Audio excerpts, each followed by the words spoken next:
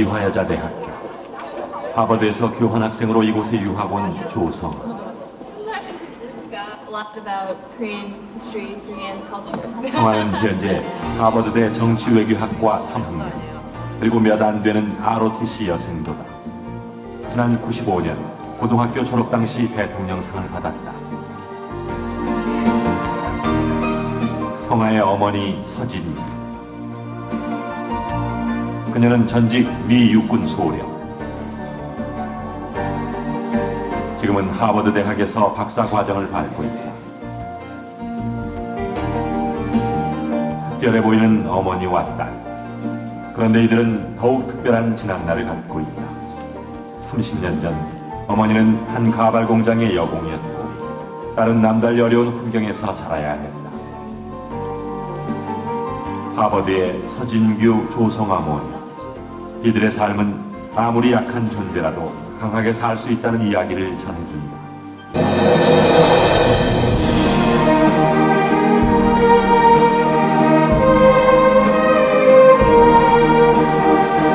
서진규는 달랐습니다.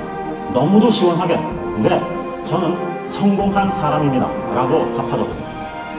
아마도 자신의 삶에 미련 없이 최선을 다한 사람만 할 수 있는 답변일 것입니다. 서진규, 그녀는 과연 어떻게 살아왔을까요? 쉬우면은 재미가 없죠. 가서 저기 밖에 나가서 아래로 타고 밑에 내려갔다 올라오는 거. 정말 쉬워요. 어디에 무슨 매력이 있고 무슨 만족감이 있어요. 어렵기 때문에. 감이 잘 못하기 때문에. 그걸 해냈을 때, 그리고 내가 막 힘이 들었기 때문에. 힘드는 것을 이겨나왔다는 그 성취감. 가발 공장 여공에서 미육군 장교, 그리고 하버드대 박사과정을 세계 속의 한국 여성 서진규. 앞서서 선생님에 대한 이 정보를 드릴 때 제가 왜 모델이라 그랬는지 아세요? 저희 길거리 특강이 이제 방송이 되고 나서 선생님의 강의를 듣고 싶다 이런 그 사연이 굉장히 많이 왔는데 그 사연 끝에 항상 내 인생의 모델은 선생님이다. 23살에 $100를 들고 미국으로 떠났던 서진규 씨, 35년 만에 하버드대 박사가 되어 돌아왔습니다.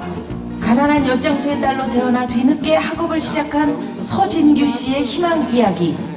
젊은 시절에는 분노와 오기로 역경을 이겨냈지만 이제는 새로운 것에 도전하는 자신의 꿈 때문에 최선을 다한다고 하는데요. 희망의 증거 서진규 씨를 만나봅니다.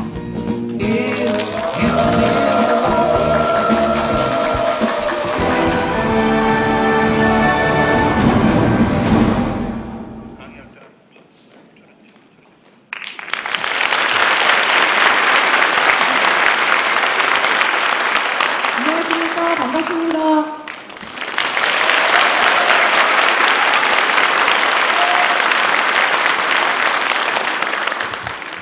소리 조금만 더 됐습니다. 이제. 축하합니다. 입학생 여러분. 여러분들 중에는 저와 비슷한 분들이 굉장히 많이 눈에 띄기도 하는데요. 지금 화면에서 보셨지만은 제가 남들은 아마 공부하는데 너무도 한이 맺혔던 것 같습니다. 남들은 1년만 아니면 잠깐 관광만 갔다 와도 좋다는 그 하버드에 이 서진규는 16년 동안 정식 학생이었습니다. 16년. 그리고 겨우 허락을 받고 2006년 6월 8일 저의 역사적인 날입니다. 제가 하버드 박사 학위를 따냈습니다.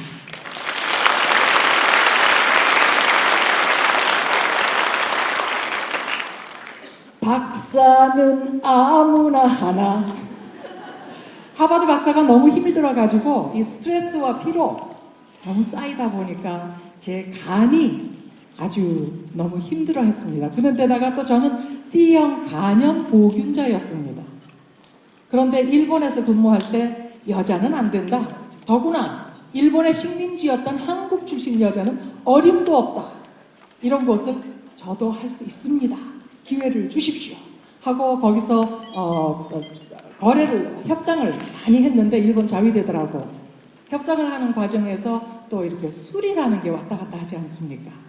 서씨 여자 쳐놓고 술 싫어하는 사람이 별로 없다는 얘기를 들은 것 같습니다. 이 서진규도 예외가 아닙니다. 술을 너무 좋아해가지고 협상 핑계대고 막 술을 신나게 마시다 보니까 이게 간에는 또 절대적인 적이더라고요. 그래서 간이 원체가 이미 나빠져 있는 데다가 박사 논문을 써서 내면은 퇴짜 이걸 한 14번을 하고 나니까 나중에는 그야말로 제가 그 컴퓨터 앞에서 논문을 쓰는 과정에서 갑자기 기운이 쫙 빠져가면서 이렇게 방바닥으로 그대로 쓰러져 버리는, 그리고 쓰러져서 이제 눈을 감고 잠깐 쉬려고 하고 있는데 눈이 안 감깁니다.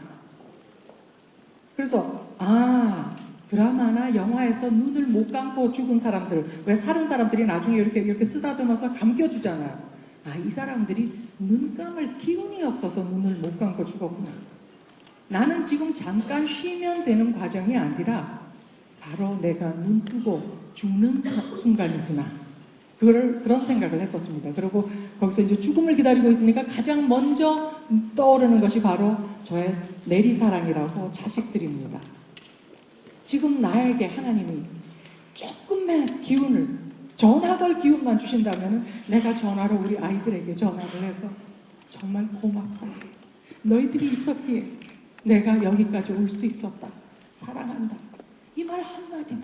그리고 또 한 사람 생각나는 것이 아직도 살아계신 우리 어머니. 내가 지금 죽고 나면은 죽은 다음에야 깨달으실 그 어머니에게 엄마 미안합니다. 죄송합니다.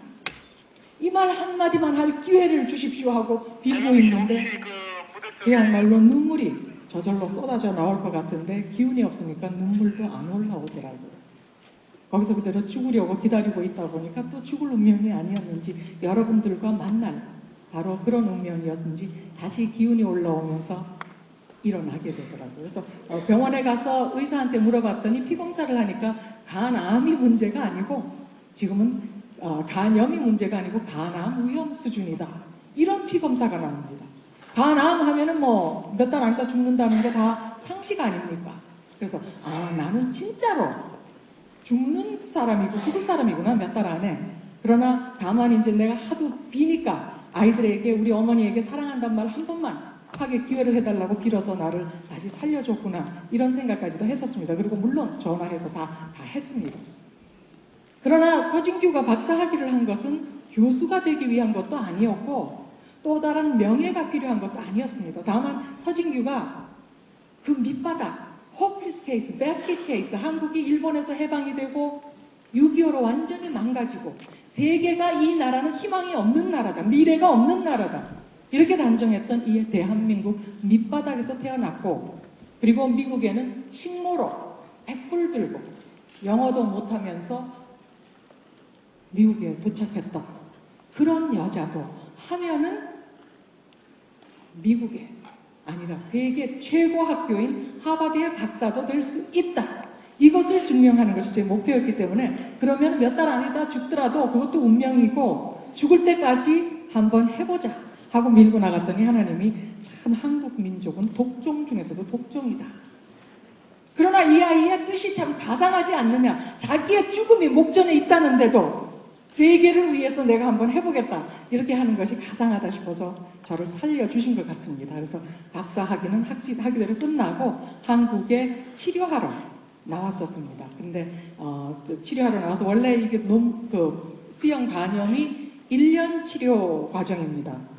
아주 독합니다. 인터페론 주사를 매주마다 맞아야 되고 리바빌이나 약을 병행을 하면서 너무 몸이 막 망가지기 때문에 한 50% 이하밖에 완치가 안 된다 그러더라고요. 근데 서진규는 이 간이 너무 상해 있어가지고 1년 4개월 걸렸습니다. 그리고 작년 1월 10일 날 마지막 인터페론 주사 맞고, 그리고 1년 동안 회복하면서 이제 미국으로 다시 도전할 그 준비를 하고 있었더니 지금은 완치가 된 상태입니다.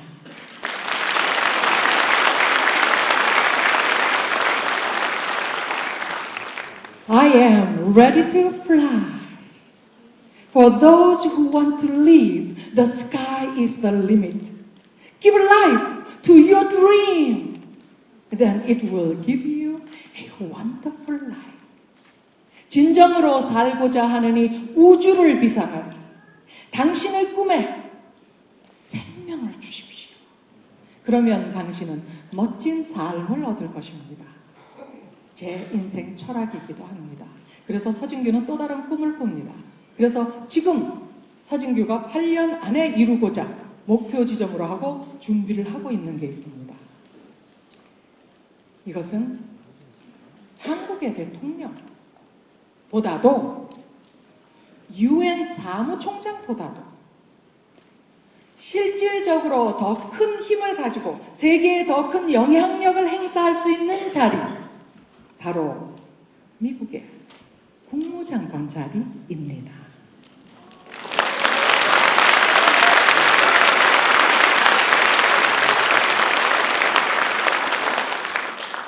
그리고 그것이 이루어진 다음에는 2020년 전에 제가 죽기 전에 마련하고자 또 준비하는 게 하나 있습니다. 제 수입의 10%를 이미 투자를 하고 있습니다.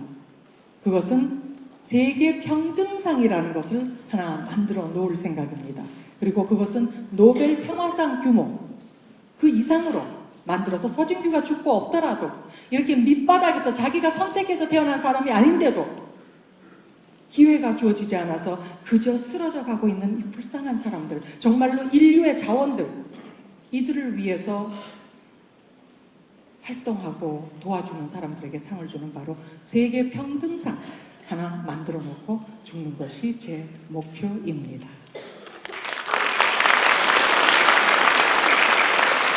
근데 일요일 날 아침이 돼서 그런지 신입생답지 않게 분기가 좀 빠져 있습니다. 박수 소리가 좀 시들어가고 있습니다.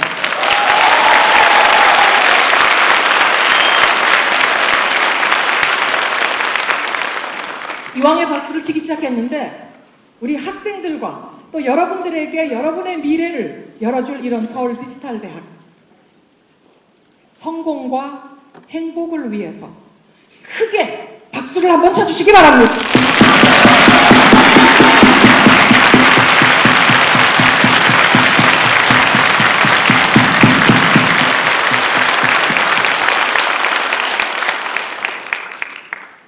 그런데 이렇게 서진규가 세계를 막 움직일 수 있는 그런 자격까지도 이미 갖추어졌고 그것을 위해서 한 계단 한 계단 올라가고 있는 이 서진규의 40년 전 삶, 그걸 잊어버리면, 그걸 모르면 아무런 가치도 없는 얘기가 됩니다.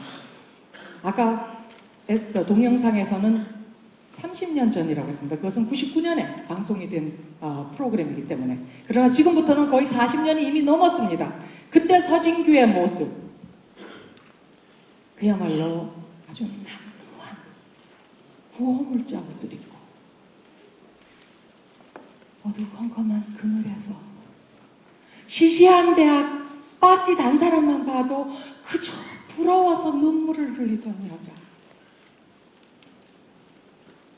컴컴한 그리고 먼지가 자욱한 가발 공장.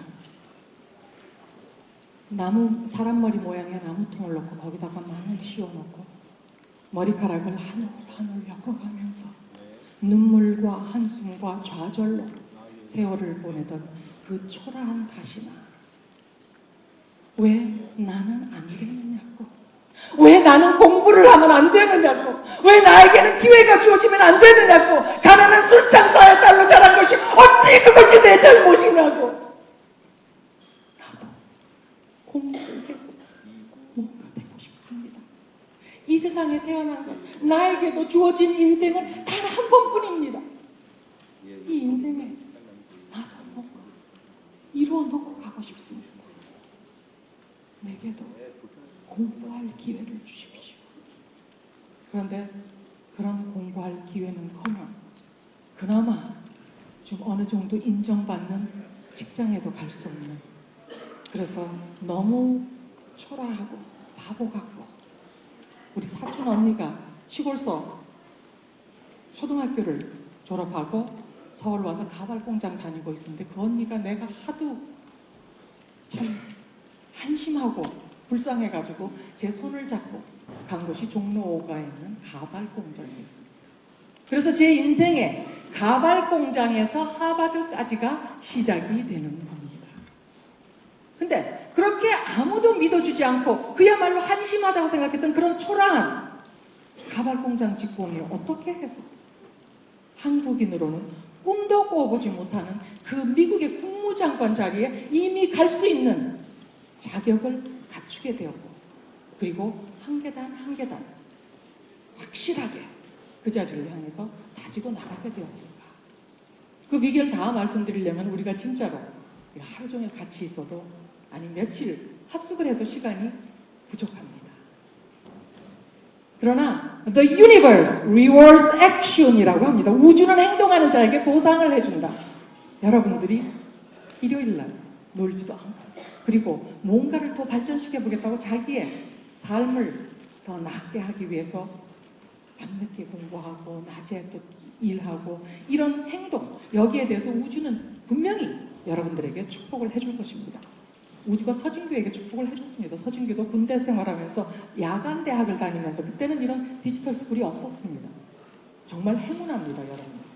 근데 그래도 저녁에 밤늦게까지 공부를 하면서 했기 때문에 지금 이런 엄청난 축복이 와 있는 겁니다. 바로 여러분에게도 우주가 틀림없이 축복해주고 여러분들의 꿈이 이루어지라는 것을 저는 믿고 있습니다.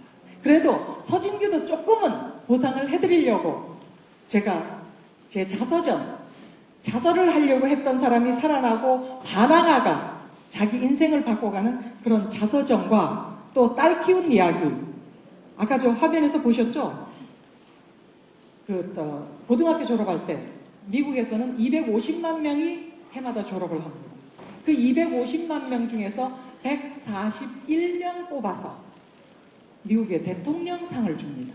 그 대통령상을 단 우리 딸 제스민 성아초, 이 아이를 어떻게 해서 키워서 저렇게 대통령상까지 타게 될까. 그리고 또 더 신나는 것은 우리 딸은 초등학교부터 고등학교까지 저는 공립만 보냈습니다. 그런데다가 이 아이가 8달부터 제가 군인이었기 때문에 미군은 세계를 돌아다닙니다. 그리고 해마다 이사를 갑니다. 그런 조건 속에서도 공립만 보냈고, 또한 대학은 그 비싼 하버드 학비, 시가 다 ROTC를 한 이유가 바로 학비 벌려고 한 것이었습니다. 근데 한국의 비가 얼마나 지독한지 그냥 ROTC만 하고 졸업하고 그 군인이 되는 것이 아니고, 이 아이는 한국 사람들은 또 경쟁의식이 심하지 않습니까? 어디 가든지 1등을 해야 되지 않습니까? 지가 스스로 1등을 해버리더라고요. 처음에 들어갈 때는 3급으로 들어가서 학비 보조금 주는 것이 7,000불이었는데 그 당시에 뭐 생활비 또 학비 하버드에 합쳐가지고 한 4만 불가량 들었습니다. 근데 7,000불을 해마다 타더니 1등을 해버리니까 이게 갑자기 3급이 1급으로 올라가더니 23,000불을 받기 시작을 합니다. 23,000불. 확실히 자기가 맡은 자리에서 다른 욕심은 저리 가라고 그 맡은 일을 최선을 다하다 보면 뜻밖에도 엄청난 행운이 이렇게 찾아온다는, 그것도 시크릿에서 끌림의 법칙이라는 거 있지 않습니까?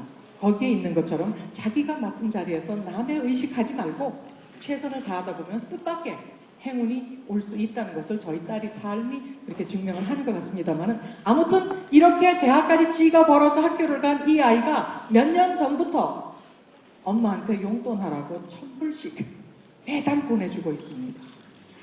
이거 웬만한 사람 월급 아닙니까, 사실. 그걸 매달 저한테 1,000불씩 보내주고 있는데, 그야말로 이 책도 또 미국에서 책이 출판이 될 것입니다. 그때 제목은 How to Raise Your Child to Give You Money. 자식을 어떻게 키우면은 부모에게 돈을 주는 자식으로 키워낼까. 아마 세계 부모들이 다 살 거라는 그 책. 그리고 세 번째가 이거 C형 간염과 싸우면서 박사학위를 따낸 유학생 종기, 그리고 제 강연을 담은 CD, 이것을 여러분들에게 나눠드리려고 가지고 왔습니다. 그래서 좀 여러분이 많기 때문에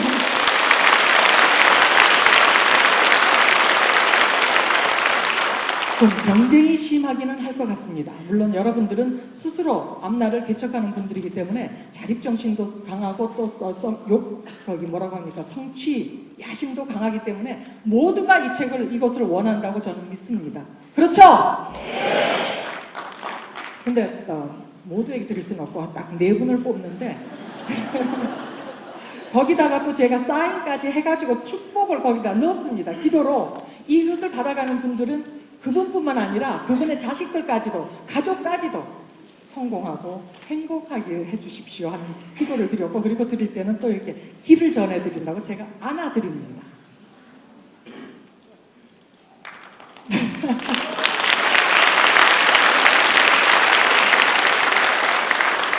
서진규가 미국의 국무장관이 되고 나면은 그야말로 가까이 하기엔 너무도 먼 당신이 됩니다. 지금 여러분들이 원한다고 해서 힐러리 클린턴 가서 당장 만나보고 안아보겠다. 가능합니까? 그러나 서진규가 오늘은 여러분들을 위해서 이렇게 또 책도 드리고 안아드리고 그리고 또 끝나고 사인회가 있다고 합니다. 그때 기회가 있을 때, 기회가 왔을 때 기회를 잡는 자가 성공을 한다는 거 잊어버리지 마시고, 사진도 찍어놨다가 나중에 국무장관 되고 나거든 사무실에다 크게 걸어놓고 저분 나하고 그때 같이 한번 안았던 분이야 이렇게 자랑할 수 있는 그런 기회 왔습니다. 꼭 가져가시기 바랍니다. 근데 아무튼 제가 이거 아직도 그 약의 기운이 조금 몸에 남아있기 때문에 물을 자주 마시는데 어느 곳에 가서 강연을 하는데 물을 이렇게 한 5분마다 마시잖아요, 제가. 물을 입에 댈 때마다 박수를 치더라고요. 아, 물이 몸에 좋으니까 사람들이 나한테 칭찬해 주느라고 박수를 치는데 이게 5분마다 마시는데 5분마다 박수를 치니까 진도가 안 나가요. 근데 나중에 왜 자꾸 박수를 치느냐고 알아봤더니 저 바로 전에 강연을 하신 분이 웃음 박사로 자기가 물을 마실 때마다 이것이 신호니까 박수를 쳐라. 강사가 바뀌었는데도 이 사람들이 그냥 계속 박수를 쳐서 좀 제가 강연하는데 좀 지장을 받기는 했습니다. 기쁘긴 하지만. 그래서 여러분들도 박수 치는 거 좋아하실 것 같은데 제가 물 마실 때는 그냥 참으시고 나중에 박수 칠 일 많습니다. 그때 신나게 박수 쳐주시기 바랍니다. 영어로 그렇게 말합니다. How many comedians are out of a job these days? 코미디 하는 사람들이 얼마나, 직장 없는 사람들이 얼마나 많은데 같이 참여를 하시려고 또 이 자리에서 코미디언이 나오고 있습니다. 근데 아무튼 가발공장 직공, 그리고 가발공장 직공에서 서진규가 관악산 골프장 식당 종업원을 합니다. 거기서 나중에는 또 미국 가정에 식모도 하고 한국에서 식모살이를 했습니다, 제가. 그리고 또 어쩌다가 격리사원도 또 좀 해봤습니다. 그게 나의 최고의 잡이었습니다, 한국에서는. 근데 그런 위기가 기회다 이런 유명한 말 있잖아요. 얼마나 유명한지 케네디 대통령이 자기 연설에도 자주 썼던 말입니다. 위기가 기회다. 바로 서진규에게는 위기가 없었더라면 오늘의 서진규는 없습니다. 초등학교 1, 2, 3학년 때 제가 꼴찌에서 1등 하던 애입니다. 그리고 얼마나 바보 멍텅구리였는지 우리가 교실이 부족해서 아침반, 오후반이 있는데 저는 아침반인 줄 알고 열심히 쫓아가 보면은 우리 반은 오후반. 그때는 오후에 다시 가면 되는데 어느 날은 오후반인 줄 알고 가봤더니 우리 반은 끝나고 가고 없음. 서진규가 학교는 남들보다 제일 많이 갔습니다. 그런데도 결석을 제일 많이 했습니다. 꼴찌에서 1등하는 거 맡아놓은 거 아닙니까? 너무 멍텅구리 같아가지고 우리 언니, 8살이 많은 언니인데 그 언니와 우리 부모님이 제가 혹시 전응아 아닌가 이렇게 생각을 할 정도로 바보 멍텅구리였습니다. 근데 그런 바보 멍텅구리가 제천이라는 추운 지방으로 이사를 가게 되고 거기서 6학년 때 역경이라는 것을 만납니다. 우리 부모님이 초등학교도 못 나오신 분들입니다. 못 나올 정도가 아니라 가보지도 못했습니다. 근데 어떻게 하다 보니까 아버지가 철도 공무원에 5급 공무원으로 취직을 하셨는데 학벌이 없으니까 그냥 노동 공무원, 보일러실에서 기름 받아서 기름 내주는 이런 일을 하셨는데 월급이 쥐꼬리입니다. 너무 월급이 작아서 식구들이 그 부산에 있을 때 7이었고 제천에 와서 막내 동생이 태어납니다만은 8 식구인데 너무 죄송스러워가지고 우리 아버지가 참 착하시거든요. 그래가지고 투잡을 뛰셨습니다. 근데 투잡을 뛰는데 기술이 딱히 딴 기술이 없다 보니까 아버지가 할 수 있는 기술은 딱 한 가지. 시간이 날 때마다 찾아가서 고도 하고 스톱도 하고 직구땡도 하고 섰다도 하고. 근데 우리 아버지보다 더 똑똑한 분들이 많았거든요. 결국 그 쥐꼬리마저 다 날려버리고 집에 오니까 결국 우리 어머니가 우리 한국의 어머니들 얼마나 강인하십니까? 어머니가 생활전선에 나서셨는데 어머니도 딸리 기술이 없으니까 시작한 것이 바로 술장사. 그 술장사, 어머니가 술장사를 안 시작했더라면 아마 서진규는 성공하지 못했을 거다 이런 생각을 자주 합니다. 그러나 그 당시에는 술장사의 딸이라는 게 그렇게 창피하고 싫더라고요. 그렇게 못된 송아지 엉덩이에서 뿌리 난다고 공부도 못하고 바보 멍텅구리가, 그리고 게을러 빠져가지고 세수를 물 조금 데워가지고는 거기다 손바닥만 적셔가지고 요 낯장만 씻었습니다. 그러니까 여기 밑으로 하고 위하고 색깔이 다릅니다. 항상 목까지 오는 걸 입었는데 오늘은 이걸 입은 것이 목이 새카매서가 아니고 제가 강연이 많다 보니까 목 보호하느라고 입었습니다. 확실합니다. 보세요. 하얗죠? 근데 그때는 굉장히 게을렀거든요. 그런 게을른 가시나가 공부도 못하는 게 엄마가 술장사하는 게 창피해가지고 그저 거기에 대한 속만 상해하고 그렇게 하고 있는데 6학년 때 저희 언니가 시집을 가버립니다.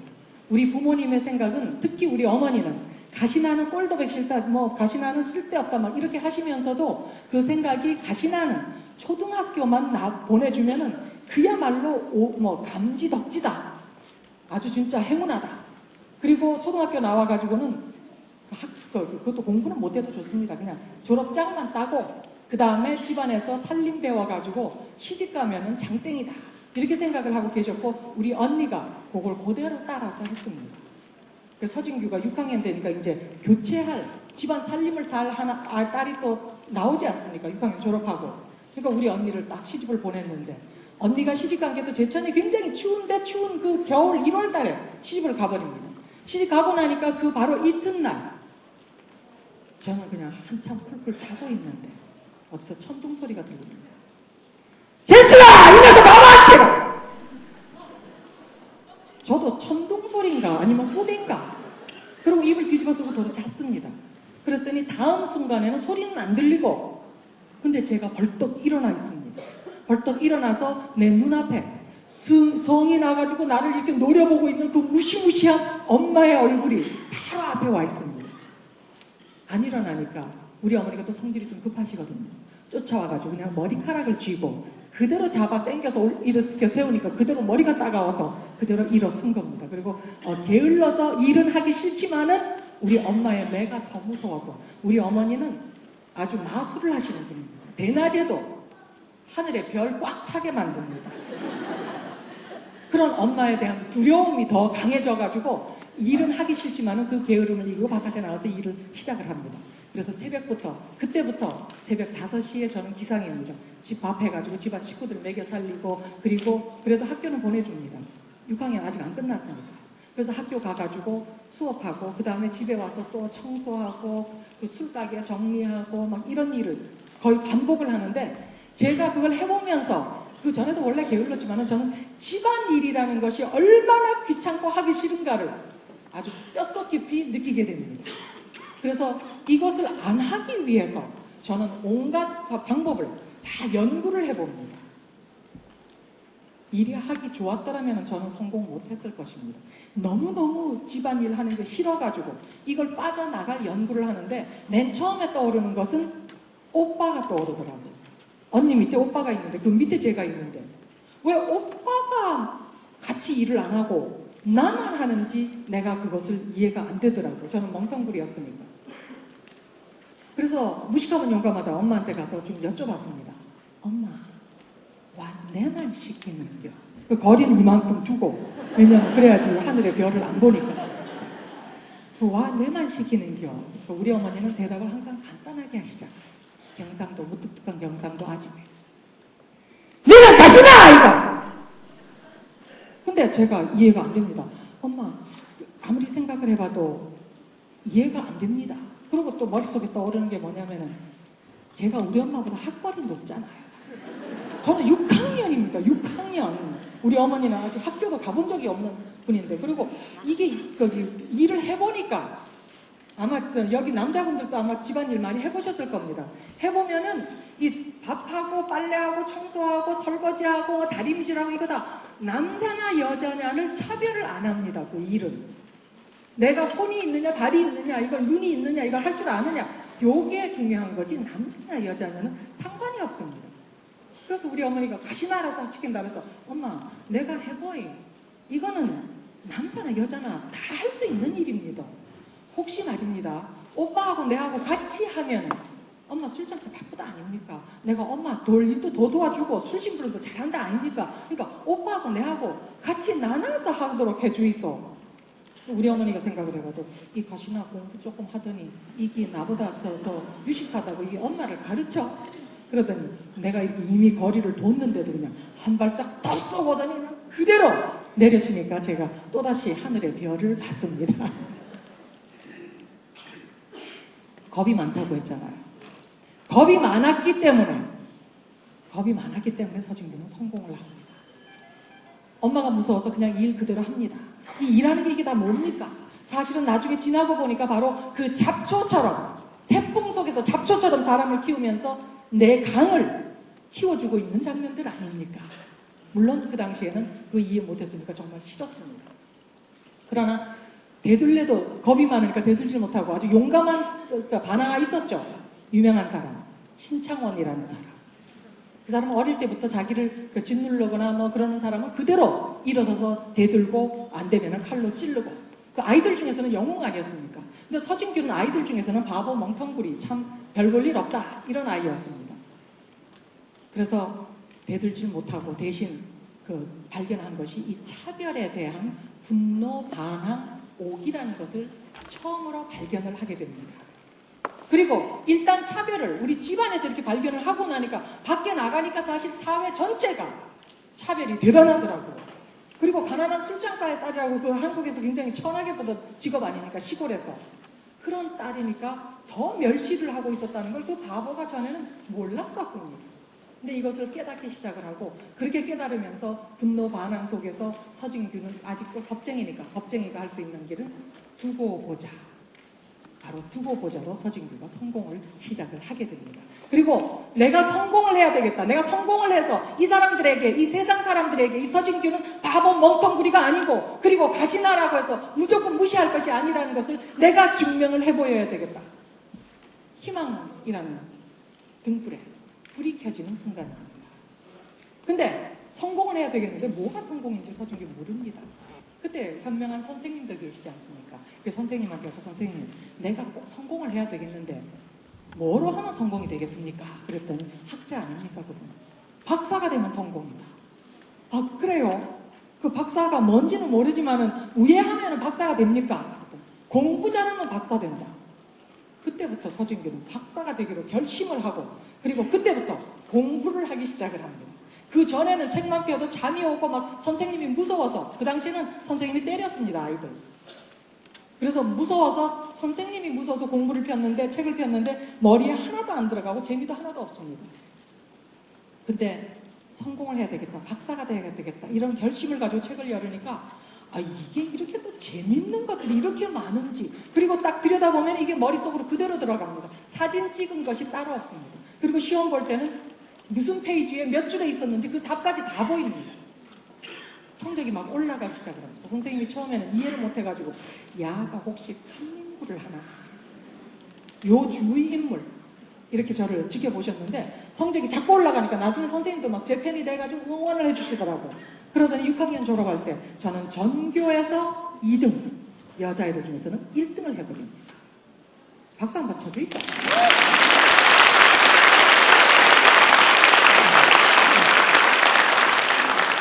바로 중요한 발견은 저에게 도움을 줄 사람도 없고 그런 성공의 방법을 가르쳐 줄 사람도 없기 때문에 서진규에게 자기도 몰랐던 창의력 거기에 의해서 남들이 보지 않는 남들이 쓸모없다고 생각하는 것에서 힘을 발견하는 그 엄청난 혁신적인 생각과 창의력이 뛰어나게 되는 순간입니다. 그리고 공부가 잘 됐던 것은 제가 IQ 검사해보니까 저는 평균 IQ입니다. 보통 IQ.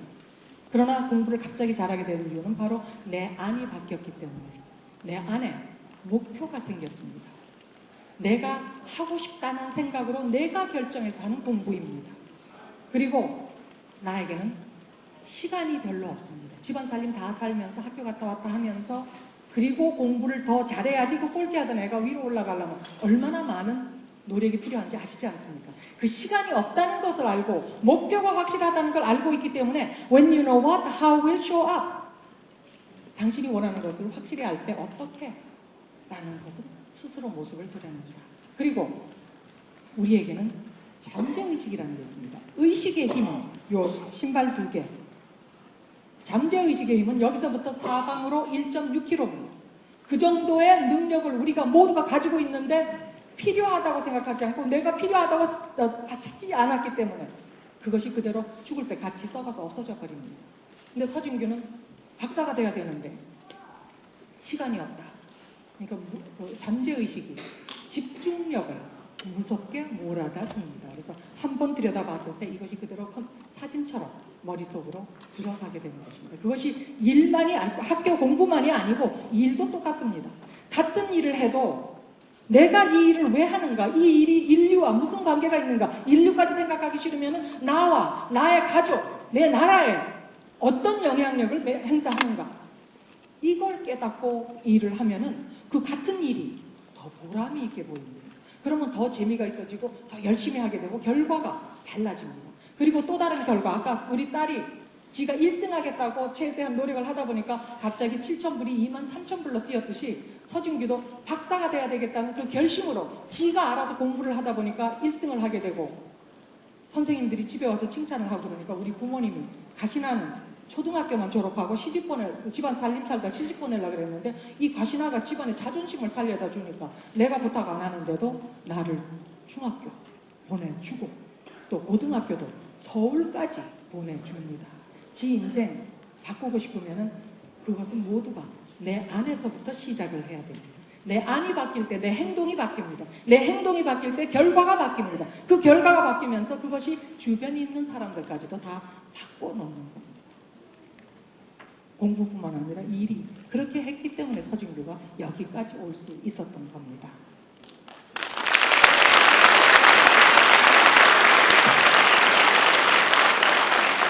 이것을 증명하는 또 다른 아주 유명한 분이 계시더라고요. 로버트 슐러라는 미국의 유명한 목사님이신데 이분이 이런 말씀을 하셨더라고요. 절벽 가까이 나를 부르셔서 다가갔습니다. 절벽 끝에 더 가까이 오라고 하셔서 다가갔습니다. 그랬더니 절벽에 겨우 발을 붙이고 서 있는 나를 절벽 아래로 밀어버리는 것이었습니다. 물론 나는 그 절벽 아래로 떨어졌습니다. 그런데 나는 그때까지 내가 날 수 있다는 사실을 몰랐습니다. 위기라는 것, 지금 굉장히 어렵다고 합니다. 근데 위기가 오기 전에 내가 스스로 거기 가서 절벽에 그 밑에 죽을 거라고 생각하면서 뛰지 못합니다. 용기 없습니다. 그런 용기. 그러나 위기로 나를 부른 그분이 절벽 밑으로 떨어뜨렸고 이미 나는 절벽 밑으로 떨어져 가고 있기 때문에 거기서 살아남으려고 버둥거리다 보니까 자기도 몰랐던 그 날개가 자기한테 있다는 것을 발견하게 됩니다. 그 날개는 그 사람을 그 절벽 위까지만 데려다 주는 것이 아니고 바로 그 하늘을 훨훨 나를 수 있는 그리고 자기가 가고 싶은 모든 곳에 갈 수 있게 하는 바로 그 힘. 그래서 이 위기라는 것, 위기가 기회다. 그 위기라는 것이 자기에게 많이 온 사람일수록 나는 축복받은 사람이다. 그리고 이 위기 속에서 지금까지는 내가 용기가 없어, 아이디어가 있어도 용기가 없어서 시도 못했던 것 이미 이까지 밑바닥까지 왔는데 여기서 또 안일하게 생각하고 있을 수는 없으니까 일어나서 새로운 창의력과 혁신적인 생각, 새로운 발견을 하게 되는데 그 발견은 없어지는 것이 아니고 위기는 사라지는데 그 발견, 그 힘은 그대로 나와 함께 남아있고 모든 것에 적용을 할 수 있습니다. 그리고 또 한 가지 중요한 것, 그 희망. 아까 성공을 해야 되겠다는 그 희망, 박사가 되겠다는 그 희망의 등불. 희망이 뭐냐 그러면 저는 가이딩 라이트라고 그럽니다. 등대불과 같아서 내가 갈 곳을 아무리 암흑 속에 있어서 나를 이렇게 이끌어주는 그런 불빛이라고 생각을 하는데 그 희망이라는 것이 얼마나 중요한가. 생텍쥐 페리라는 사람, 어린 왕자를 써서 세계적인 유명한 사람이 되는 사람이죠.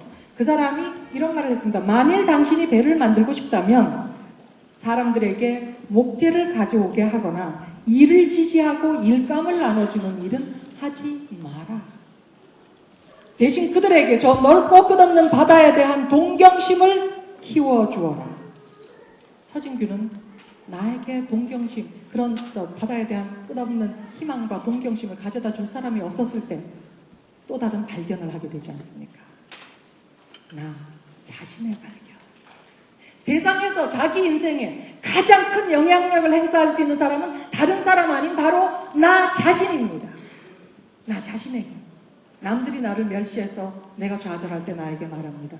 세상이 너를 버려도 나는 너와 함께 한다. 그리고 세상 어디를 가든지 나는 너와 함께 간다. 또한 제가 가발 공장에서 이렇게 막 쓰러져 가고 있을 때도 저에게 얘기를 합니다. 너는 이 세상에 위대한 사명을 가지고 태어났다. 너는 큰 인물이 될 사람 아니냐. 그리고 너를 멸시하던 그 사람들에게 너는 증명해야 할 사명이 있지 않느냐. 다시 일어나고 다음에 찾아간 것이 관악산 골프장 식당 종업원. 근데 아까 제가 안아서 길을 전해드린다 그랬는데 서진규의 길을 증명을 할 방법은 바로 관악산 골프장 식당에서 제가 얼마 일을 하고 떠났는데 그 관악산에 지금 뭐가 들어가 있습니까? 몰라요? 네? 서울대. 서울대 아시죠? 서울대 몰라요? 서울대가 바로 그 관악산에 자리 잡고 있지 않습니까? 서진규의 기가 얼마나 세면은 제가 잠깐 들렸다 가고 나니까 서울대 학위 전체가 그쪽으로 이관을 갔거든요.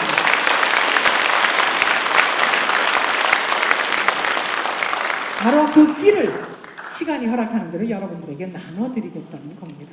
왜냐하면 여러분들이 잘 돼야 나라가 잘 되고 나라가 잘 돼야 미국에서 제가 국무장관 도전할 때 내 모국 아닙니까? 내가 태어난 곳이 잘 돼 있어야지 가능성이 더 높아집니다.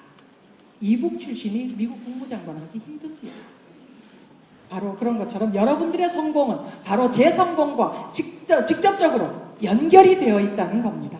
그래서 제가 안아서 그 길을 전해드리고 여러분이 꼭 성공하도록 항상 기도를 할 생각입니다.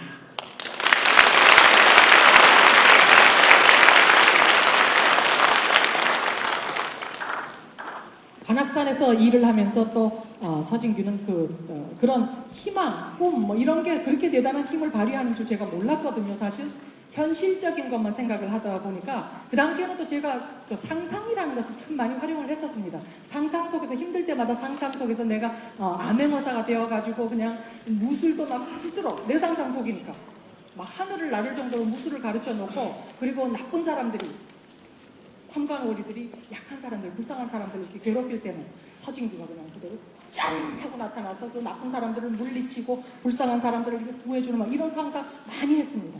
얼마나 통쾌합니까? 그런 상상하고 나니까 영화 속에서도 왜 그런 암행어사 멋있잖아요. 내 스스로가 멋있어 보입니다. 그리고 또 박사가 되어서 그냥 돌아왔을 때 나를 무시하던 사람들이 다 쫓아나서 내 손을 잡고 야 너는 우리 이 고향의 영웅이다 막 이러는 거. 이런 장면들을 막 상상을 해봤는데 참 재미있는 것은 그 당시에 이제 학교 가면은 교복 치마를 요까지 입어야 되는데 요까지만 입고 다니는 애들 그리고 왜 남자애들 모자 삐딱하게 쓰고 담배 꼬나 물고 탁 이러고 다니는 애들 서진규는 꼴이 보이지가 않잖아요. 그 사람들에게 엄청 무시하던 이런 애들인데 상상 속에서 항상 이런 애들이 제가 이렇게 딱 왔을 때 제 손 잡고 막 자랑스럽다 막 이러는 걸 상상을 많이 했었거든요. 그 추운 개울가에서 빨래를 하면서. 근데 2년 전에 제가 3년 전입니다. 제천에서 2010년에 한방 바이오 엑스포 하는데 저를 홍보대사 1호로 뽑았습니다. 그래서 초청을 해서 갔더니 진짜 그때 그 짧은 치마 입고 막 그러던 애들 진짜 걔네들이 쫓아와가지고 내 손을 잡고 야 너는 우리의 자랑거리다 영웅이다 막 그러는 거예요. 제천시 전체가 나는 그 작은 마을만 생각을 했었는데 제천시 전체에 아주 영웅이 되어가지고 환영을 하더라고요. 그러니까 내가 하도 상상을 많이 봐서 이게 지금 내가 상상을 하고 있는 건가? 이 사람들 내가 상상 속에 봤던 걔네들이 와서 진짜 내 손 잡고 이러는 건가? 그랬는데 막 살을 꼬집어 봐도 실제로 그게 다 일어나더라고요. 일어나면 몇 배로 일어났지 않습니까? 박사되고 제가 처음 간 거거든요. 그때 제천. 제 스승이 지금은 제 캔필드라는, 제가 하버드 박사를 땄어도 지금 현재 1년에 보통 한 4천만 원 이상을 투자를 합니다. 자기 자신에게. 가서 CD도 사고 듣고 교육도 받으러 미국에 왔다 갔다 하고 이러고 있는데, 아무튼 제 캔필드라는 치킨 스프 포 더 소울, 영혼을 위한 닭고기스, 그래서 세계적인 베스트셀러가 된 그 사람이 저의 스승입니다. 근데 이들이 한번 강연 이렇게 와서 하는데 한 5천만 원에서 7천만 원을 받습니다. 40분 와서 강연하는데. 근데 이 사람들이 제일 먼저 성공의 비결로 주장하는 것이 바로 비전이라는 것이었습니다. 비전. Visualize your vision as vividly as possible. 비전이 뭡니까? 바로 그 상상 아닙니까? 상상 속에서 내가 성공한 내 모습을 수없이 봤지 않습니까?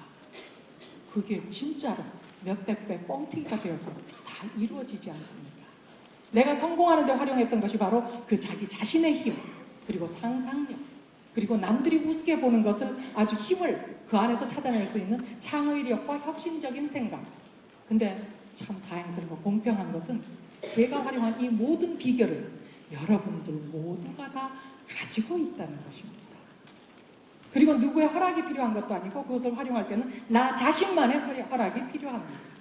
그리고 그렇게 활용을 하다 보면 나도 어느새 엄청난 인물이 되어 있다는 것을 발견하게 될 것입니다. 근데 아무튼 관악산에서 일을 하면서 제가 또 영어 회화를 배우러 다닙니다. 바보가 지금 너무 잔뼈를 부렸으면 돈 계산해가지고 이거 원어민한테 그 당시에 영어 회화를 배운다는 게 굉장히 비싼 건데, 그래도 한 달에 10,000원 받으면서 갔던 것은 좀 바보스러웠기 때문에, 그래서 사람들은 좀 바보스러울 필요가 있다 이런 생각을 합니다만은, 아무튼 그렇게 해서 영어 회화를 배우러 갔는데 The universe rewards action. 영어가 그렇게 많이 늘지는 않았습니다. 사실 일주일에 1시간 영어회 공부해가지고 별로 안 늡니다. 그러나 거기서 서진규는 또 인생에 아주 필요한 경험을 합니다. 제가 첫사랑을 만납니다. 첫사랑 만났다니까 여기서 어머. 첫사랑, 남녀의 사랑의 힘이 얼마나 대단한지 제가 실제로 체험을 해봤는데, 제가 그 사람을 만나기 전에 제 이상형은 키 180에 75kg 정도, 백마를 탄 프린스 차밍이 나를 데리러 올 것이다, 이런 생각을 했는데, 그 사람과 사랑에 빠지고 나서는 제 이상형은 키 165에 60kg 될까 말까로 변했습니다. 그때부터는 180에 75가 나타나면은 뭐 저렇게 멀대같이 생겼어, 이렇게 마음이 변하니까 또 겉으로 느끼는 것도 다 바뀌더라고요. 근데 165에 60kg 정도만 어디 보이면은 그냥 따라가고 싶고 막 사랑스럽고 막 너무 막 눈이 그냥 그쪽으로 홀려가더라고요. 근데 하필이면 골라도 그 사람은 아주 부잣집 외동아들, 그리고 좋은 대학을 나오고 미국 가서 태권도를 2년 가르치고 한국 와서 좋은 대학원을 다니던 사람. 서진규는 아직도 관악산 골프장 식당 종업원에다 술장사의 딸. 사랑이면 나는 모든 것이 이루어질 줄 알았는데 세상은 다 나처럼 생각진 않더라고요. 실현을 하고 나니까 희망의 불, 삶, 아무 가치가 없어 보입니다. 모든 게 다 비어있는, 결국 죽자로 결정을 합니다. 그래서 제가 아는 것은 얘기 많이 들은 한강밖에 없습니다. 그래서 저도 그 젊은 청춘에 한강까지 가서 밑을 이렇게 내려다 보니까 시커먼 물이 흘러가고 있습니다. 그래, 이 안에만 뛰면은 나의 이 외로움, 서러움, 이 아픔 모두가 사라진다. 우리 모두는 죽을 것이다. 뛰자 하고 딱 뛰려고 하는데 갑자기 제가 수영을 못한다는 생각이 떠오르요.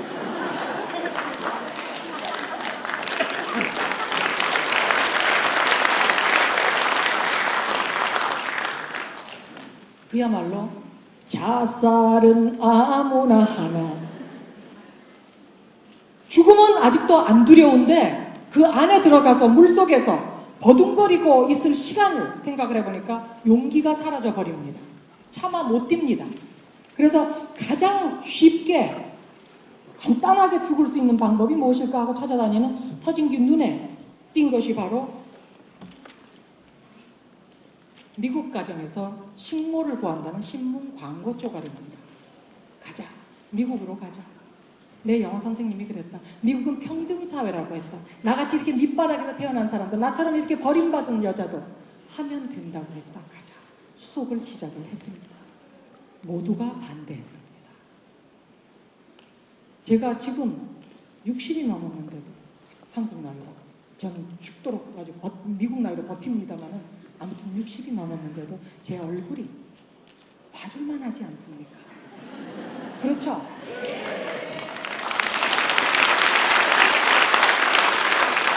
19살, 20살, 또 밥도 제대로 못 먹어서 이렇게 아주 날씬했는데 얼마나 예뻤겠는가는 상상이 가지 않습니다. 그러니까 주변 사람들이 다 그럽니다. 이런 애는 데려다가 창녀로 팔아먹을 것이다. 사실 그 당시에 한 7, 80%는 저 같은 애들 데려다가 창녀로 팔아먹었습니다. 그러니까 저도 분명히 팔려간다는 얘기로 사람들이 그때까지는 이 가난한 술장사에 따라고 별로 관심도 안 쓰던 사람들까지도 나서가지고 얘 보내지 말라 그럽니다. 그리고 어떤 사람은 얘가 가서 창녀가 안 되면은 내 손에 장을 지진다 그럽니다. 그렇게 장담을 하던 사람 지금까지 장 안 지지고 있습니다. 근데 우리 부모님도 뭐 절대로 안 된다 그럽니다. 우리 아버지 그야말로 일제시대 탄광에서 그렇게 고생하시고 아까 사진에서 잠깐 나왔죠. 제 졸업사진에. 바짝 말라가지고 그야말로 뼈와 가죽만 남아서 보기만 해도 뭐든지 다 드리고 싶은 그냥 가여운 사람. 그런데다 또 밤늦게 보일러실에서 일하시느라고 한 추운 겨울밤에 꽁꽁 언 길을, 그 골목길을 낡은 자전거 타고 희미한 자전거 불빛 그것만을 가지고 이렇게 그 자전거를 타면서 일을 하러 가시는 모습 보면은 진짜 어깨가 시리다는 것이 저것이구나. 너무 불쌍합니다. 그래서 제가 우리 아버지를 등을 통해 가지고 항상 제 마음속으로 맹세를 했었습니다. 나는 꼭 성공합니다. 제가 성공해서 우리 아버지 꼭 행복하게 해드릴 겁니다. 또 이것이 바로 이렇게 남을 배려하는, 남을 생각하는, 그리고 또 우리는 짝 아닙니까? 우리 엄마한테 같이 발설을 받는 처지이기 때문에 그런 아버지에 대한 연민과 사랑, 효심, 이것이 바로 서진규 얼굴에 이 부드러움을 그리고 아름다운 미소를 주는 그 계기가 되지 않았습니까? 그래서 서진규는 세계 강적을 나타나도 아주 진짜 무적으로 되는 유명한 말 있죠? 외유내강. 유명한 말 아닙니까? 이것은 한국에서만 통하는 것이 아니고 세계 어디를 가든지 통하더라고. 바로 남들은 참 부모복 없다 이렇게 말하는 그 부모님을 통해 가지고 서진규는 경쟁하는데 아주 엄청나게 힘을 발휘하는 외유내강이라는 걸 얻어버리잖아요. 그래서 제 표정이 이렇게 부드럽고 항상 미소가 아름답습니다. 그런데 그 데려갔다가는 아마 저 팔았으면 돈 많이 벌었을 것 같습니다. 근데 아무튼 우리 어머니 아버지도 막 죽어도 안 된다고 그러는데 이제 서진규는 여기서 이대로 죽음까지 갔기 때문에 위기가 기회다. 밑바닥까지 갔고 이미 나는 버림을 받았고 살 이유가 없고 그리고 죽으려고 했으나 용기가 없어서 죽지 못한 것뿐. 완전 밑바닥에 갔기 때문에 아직 20, 30% 창녀가 안 될 가능성 있지 않느냐. 한번 가보자. 가서 해보고 그리고 죽음의 비상구라는 걸 그것이 나와 함께 항상 가니까 가서 해보고 안 되면 그때 죽자. 그러고 이제는 거기 식음을 전폐하고 막 설득을 했습니다. 부모님을. 물론 부모님이 같이 가시는 거 아닌데 돈이 필요하잖아요. 돈이. 비행기표와 수수료. 우리 부모님도 돈이 없었지만 동네에서 집을 제피고라도 돈을 뽑을 수가 있지 않습니까? 그래서 진짜 사람들이 다 저보고 참 한심하네고 아주 부려고 애가 참 못됐다. 고등학교 졸업하고 서진규는 항상 못됐다. 참 한심하다. 이런 얘기만 듣던 사람입니다. 그런데 그런 삶을 살기 싫어서 억지로 우기고 식음을 전뺐더니 이게 웬일입니까? 그 무서웠던 가시나 쓸데없다 하던 그 우리 어머니가 바로 한석봉의 엄마가 됩니다. 보내봅시다. 야, 여 이러고 있다가는 여서 죽겠습니다. 집안의 가장이 우리 엄마입니다. 아버지는 이 가여운 내 편인데 이 불쌍한 딸을 그까지 보낸다는 걸 차마 못 보내겠는데 엄마가 오케이 했는데 거기에 반항 못합니다. 할 수 없이 아버지는 그냥 돌아 앉아가지고 눈물만 흘리고 계십니다. 그리고 너무 안 됐어서 어디 가가지고 돈을 100불을 꼬옵니다. 그것이 서진규의 미국에서 생활 시작하는데 첫 전 재산이 됩니다. 그리고 71년 3월 9일 뉴욕에 도착을 했습니다. 중년 남자가 나를 맞이하러 왔습니다. 그때까지도 아직 확실한 게 아니니까 나는 색안경을 끼고 그 사람 행동 하나하나를 주시합니다. 그랬는데 이 사람이 차에 태우고 어디로 갑니다. 아, 이제 죽었구나. 그러더니 또 딱 내리는데 보니까 호텔 앞에서 내립니다. 아, 나는 7, 80%에 분명히 들어갔구나. 이 사람이 나를 겁탈을 하고 그 다음에 팔아먹으려는 겁니다. 막 그냥 온몸이 떨리고 그냥 여기서 도망을 가느냐 막 이러고 있는데 호텔에 가서 체크인 하더니 스폰서가 매일 데리러 오니까 오늘 밤엔 여기서 하루 묵고 가세요. 그리고 주소 써놓고 전화번호 써놓고 가버립니다. 또 이것도 참 신기하게 허탈합니다. 이게 어떻게 된 일인가. 바로 운이 좋았던 것입니다. 저는 식모로, 진짜 식모로 미국에 갔는데 또 blessing in disguise라는 말이 있습니다. 영어로. 축복인데 포장된 축복. 포장이 너무 허술해서 우리가 축복을 못 보는 그런 the blessing in disguise라는 말이 있는데 또한 그 식모 자리도 the blessing in disguise였습니다. 내가 가야 할 자리에 딴 사람이 이미 차지하고 있습니다. 하룻밤 그 시시한 호텔에서 먹고 묵고 했더니 25불이 달아서 제 손에는 75불밖에 남았지 않았는데 근데 일하러 갈 자리가 없어졌습니다. 그러나 아까 말씀드렸듯이 외유 내강, 나는 내 강을 가지고 있기 때문에 거기서 패닉하지 않고 그대로 살 길을 차츰차츰 찾습니다. 그리고 또 외유를 가졌기 때문에 스트레인저가 다 금방 나와 친해집니다. 그리고 또 제가 인간성이 좋습니다. 그 사람들이 제 일을 찾아줍니다. 뭐 일도 무슨 어느 회사의 중역 자리다 이러면 절대로 힘들겠죠. 그러나 이건 청소하는 일이고 남의 집 식모할 일이고 이런 일 찾으니까 저를 보기만 해도 참 인간성도 좋고 사람이 믿음직스럽다 해서 마음 놓고들 취직을 시켜줍니다. 그래서 서진규가 취직한 곳이 나중에는 아리랑이라는 한국 식당에 취직을 하게 되는데 이 식당이 또 제일 비싼 곳입니다. 미국에서, 뉴욕에서. 미국은 음식값이 비싸면 팁이 많습니다. 그리고 그 팁을 모아가지고 경력에 의해서 이렇게 퍼센티지로 나눠주는데 서진규는 관악산 골프장 식당 종업원 이런 경력이 있지 않습니다. 그걸 인정받아가지고 퍼센티지가 높아가지고 71년 한 8월 달부터인가요? 한 달에 제가 1,000불씩 벌기 시작합니다. 71년에 1,000불이면 거금입니다. 한국이 아직도 쓰러져 가던 때입니다. 우리 부모님 집에 그 도시계획 때문에 집을 옮기는데 집 전체를 옮기는데 드는 비용이 3,000불이었습니다. 그런데 제가 한 달에 1,000불씩 벌기 시작을 합니다. 부자, 아주 부자가 되었습니다. 그야말로 the blessing in disguise. 부자 되어서 저는 또 빚지고 못 사는 사람이 돼서 부모님이 꿔왔던 돈 다 갚아드리고 그리고 우리 어머니에게는 엄마 이 딸 가시나 쉴 때 있습니다. 좀 알아주십시오 하는 마음으로 용돈 보내고 그리고 아버지에게는 아버지 제발 좀 맛있는 것도 사잡수시고 사고 싶은 것도 사잡수시고 그 직구땡이니 섰다만 가지 말고 이걸로 좀 행복하십시오 하고 용돈 보냈습니다. 효녀로 소문이 나지 않습니다. 우리 딸이 괜히 직엄마한테 한 달에 1,000불씩 보내줍니까? 바로 엄마가 모범을 보였기 때문에 이 아이는 그걸 보고 나중에 듣고 자랐기 때문에 지가 그때는 태어나지도 않았을 때니까 듣고 자랐기 때문에 자기도 엄마한테 그렇게 해야 되는 걸로 생각을 하고 그냥 계속 주고 있는데 제가 방송에 나갈 때도 이 얘기를 꼭 떠듭니다. 강연할 때도 항상 떠들고 이게 바로 이것도 하나 작전입니다. 이 아이가 언제 마음이 변해서 돈 끊어버릴지 모릅니다. 이렇게 세상이 알고 있는데 어떻게 자존심 때문에도 안 끊을 거 아닙니까? 그래서 매달 돈 받아 먹으려고 제가 이렇게 떠들고 다니기도 합니다.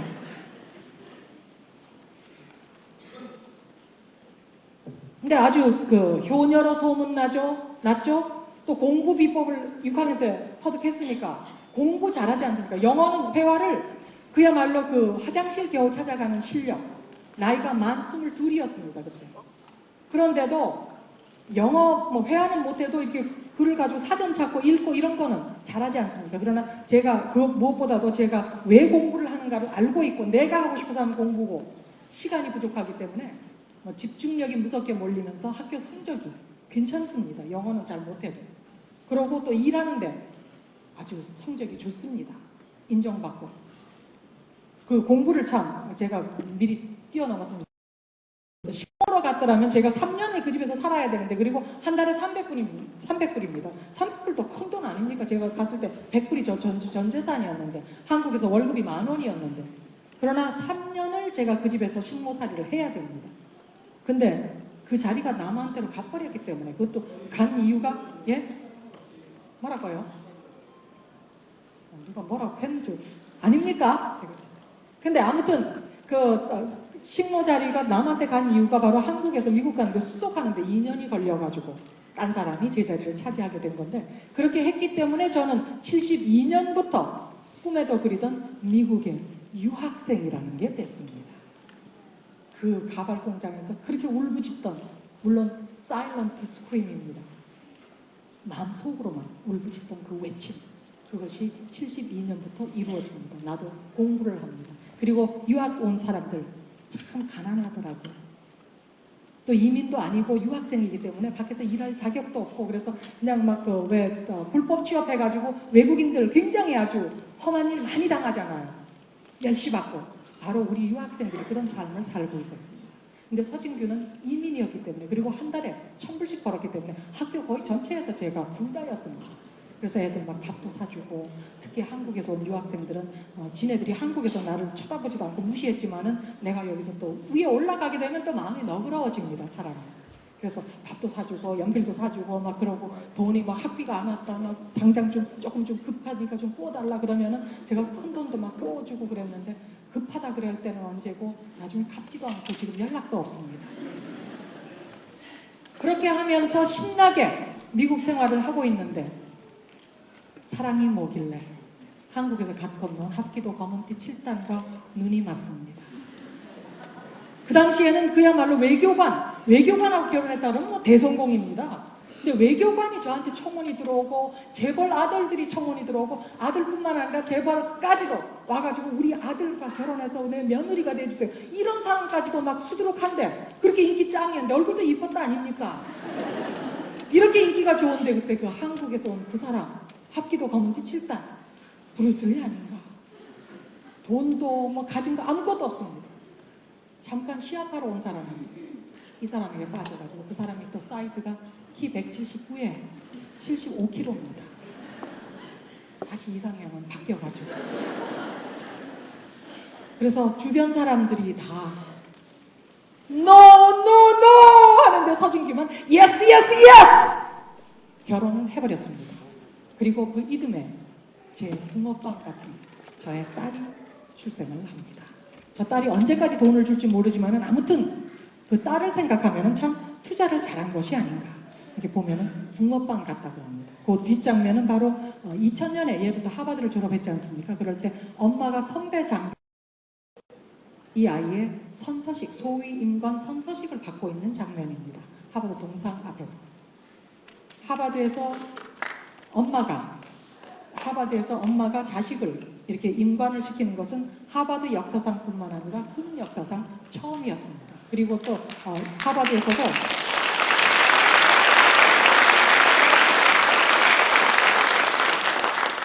하버드에서 엄마와 딸이 같은 학교에서, 딸은 대학생, 엄마는 대학원생, 그러나 같은 동부가 공부를 하고 같은 교수님 지도를 받고 이렇게 있는 것은 하버드 역사상 처음이었습니다. 그래서 우리가 한국에 알려지기 전에 하버드에서 기사가 좀 나오기도 했고 조금 빨리 알려졌던 일이 있습니다. 아무튼 이 아이가 탄생을 하게 되는데, 이 아이가 탄생한 것까지는 좋은데, 이 남녀의 사랑이라는 게 참 아주 세월이 가면서 식는다 아닙니까? 이게 식으니까 안 보이던 게 보입니다. 이 사람은 마누라는 절대로 남편에게 복종을 해야 한다. 그리고 마누라는 1년에 최소한 서너 번은 두들겨 맞아야지 제자리를 안다. 믿을 뿐만 아니라 실천을 하던가. 그래서 서진규 꽤 많이 두들겨 맞기도 했습니다. 서진규는 항상 연구를 하는 사람입니다. 내가 상대가 되지 않잖아요. 나는 160에 50kg 될까 말까입니다. 근데 이 사람은 내가 이상을 생각하던 180에서 1cm 모자라는 179에 75kg. 그리고 합기도 검은빛 7단입니다. 이 자리에서 그냥 탁 하늘로 뛰어 올라가지고 옆차기로 그냥 쫙 차고 나갈 때는 세상에 그렇게 멋있는 사람이 없습니다. 근데 그 발의 방향이 내 쪽으로 올 때 지옥이 따로 없습니다. 그래서 그때부터 연구를 했습니다. 이왕에 맞을 바에야 좀 덜 아프게 만드는 방법을 연구해보자. 인간의 가능성 참 아주 무한대입니다. 그래서 매를 맞을 때마다 이제 자세를 바꿔서 맞아봤습니다. 이쪽에서 치면은 이쪽으로 맞아봤다가 이렇게 맞아봤다가 이렇게 맞아봤다가 막 온갖 몫을 다 바꿔서 했는데 어떤 때는 이렇게 바꿔서 했는데 또 전에 그게 더 안 아픈 것 같고 그래서 그걸 또 참작을 해가지고 새로운 방법을 또 연구를 해가지고 있으니까 이게 매 맞는 거 그 지겨운 매 맞는 게 때로는 기다려지기까지 하더라고요. 내가 이거 계획한 거 이것이 먹힐까 안 먹힐까 그 시험해보는 그 정신 때문에.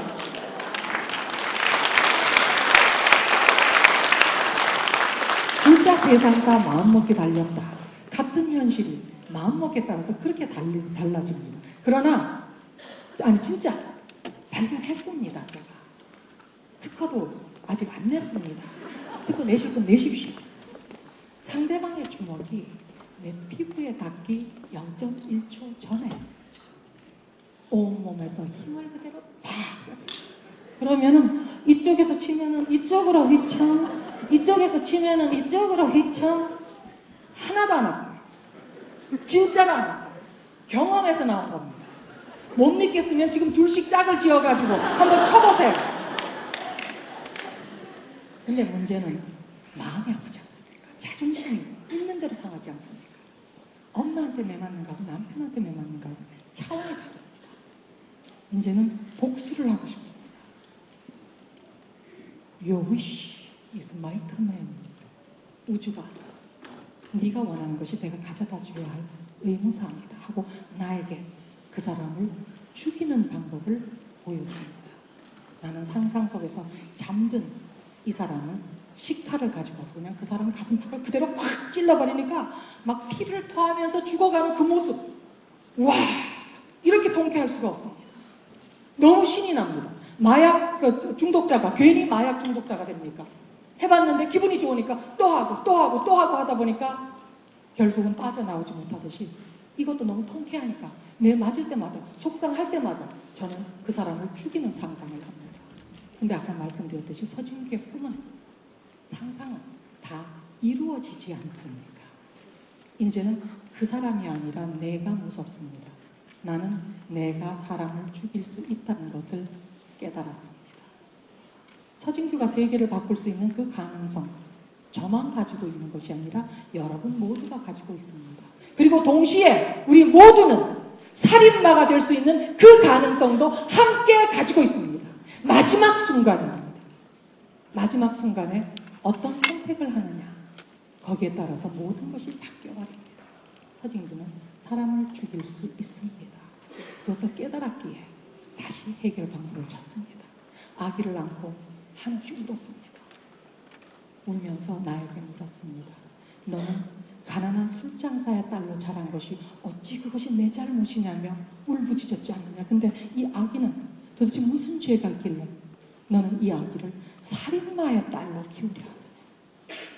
그리고 이 남자가 이 아기의 미래 모두를 망쳐버리고 너의 미래, 네가 구해주겠다던 그 많은 사람들의 미래, 그리고 네가 그렇게 가여웠게 생각하는 그 가여운 아버지 가슴을 갈기갈기 찢어놓을 정도로 그렇게 위대한 인물이냐, 맞바꿀 정도 아니지 않느냐. 결국 살인마가 되지 않기 위해서 제 창의력과 혁신적인 생각은 저를 미군으로 데려갑니다. 76년 11월 9일 군용버스에 몸을 싣고 포트 머클랄란 알라바마로 향하고 그 이튿날부터 지옥 같은 보병 훈련이 시작됩니다. 제 나이 28번째 생일날이었습니다. 근데 미국으로 떠나기 전에 저는 해결해야 할 문제가 하나 있지 않습니까?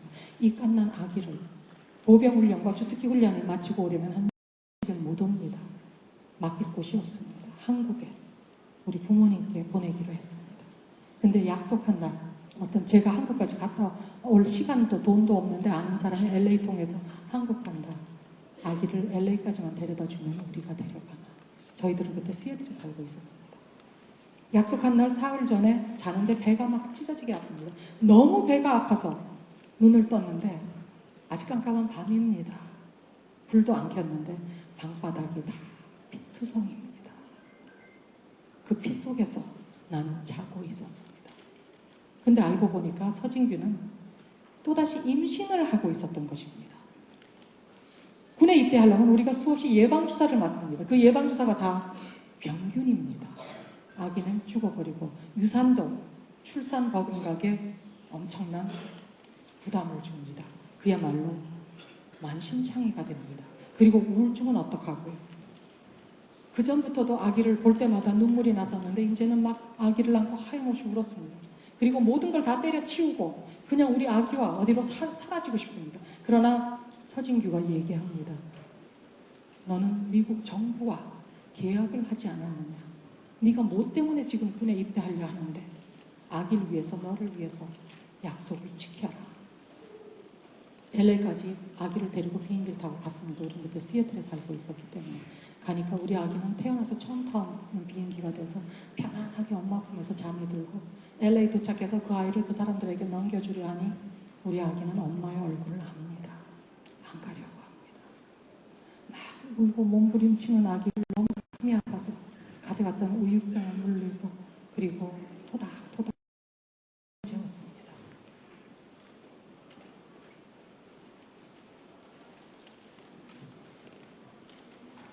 아기는 또 엄마 품이니까 이제는 안심하고 잠이 들고 자는 아기를 넘겨주니까 그 사람 어깨에다가 목을 탁 걸치고 그리고 그 탑승부 안으로 사라져 갔습니다. 가서 한국에 도착해가지고 할머니 할아버지를 뵀는데 이 아이에게는 지 외할머니 외할아버지지만 그런 개념이 없습니다. 그저 낯선 사람.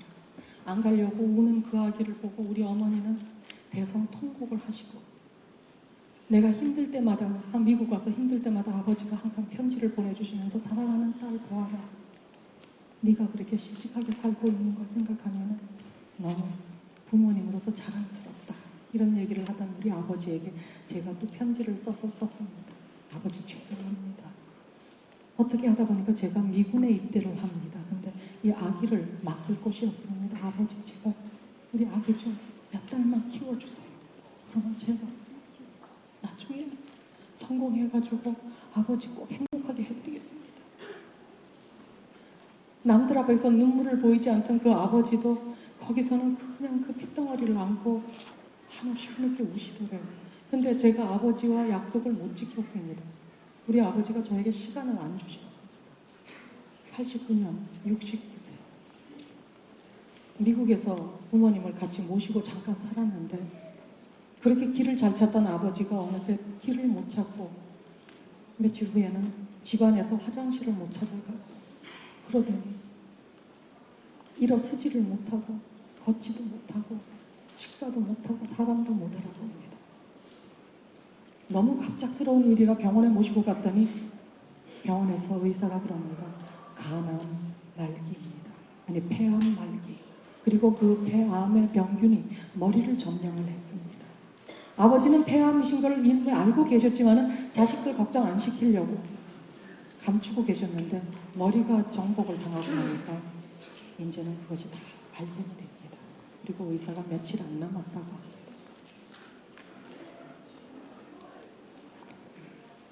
어머니가 빨리 한국에 가서 묻어야 된다고 서두르셔서 한국으로 보내면서 지금도 후회가 되는 것은 그까지 비행기값 얼마 든다고 마지막 길이라는데 1등석은 못 해드릴 망정 2등석이라도 해드려야 되는데 그것도 안 해드리고 돈 아끼느라고 일반석으로 보냈더니 그 노인네가 정신은 없으면서 발을 올렸다 내렸다 앉지도 못하고 쓰지도 못하고 우리 엄마와 제 딸이 중학교 2학년인데 같이 보냈더니 두 사람은 그 먼 태평양을 건너가면서 매서서 갔다고 합니다.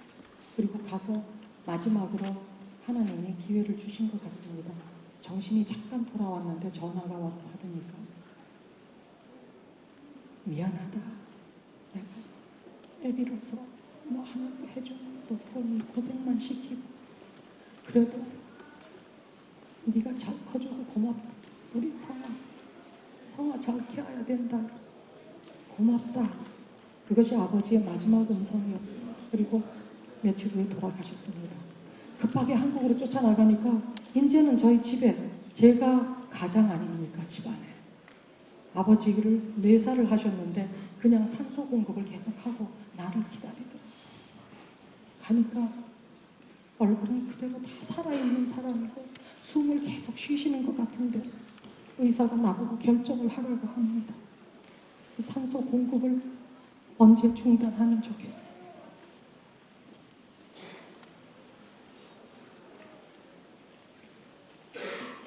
결심을 하고 아버지의 산소를 끊어버립니다.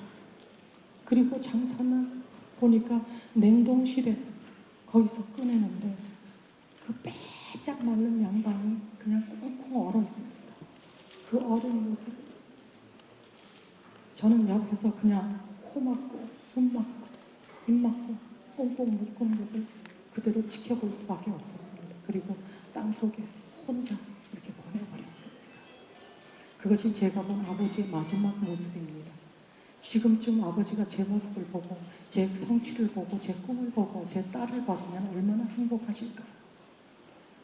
부모님 살아계신 분들 늦기 전에 사랑합니다. 감사합니다. 꼭 한번 하시기 바랍니다. 미군 훈련 굉장히 어려웠습니다.